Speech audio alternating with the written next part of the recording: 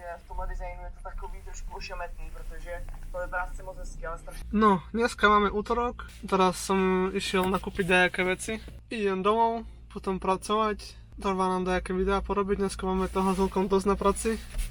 Jak stále, takže uvidíme, čo všetko postíhame. Uvidíme, zajtra mám 21, čiže zajtra si chcem spraviť taký voľnejší deň, keďže mám narodeniny. Tú dennú 90-dňovú výzvu chcem dodržiavať stále, hoci aký deň, takže máme útorok večer.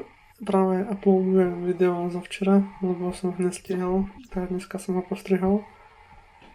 A dneska sa toho moc veľmi nedialo, ani posledné dni vlastne ani nemám čo točiť. Veľmi nechcem točiť, keď som s inými ľuďmi, ale to asi zmením.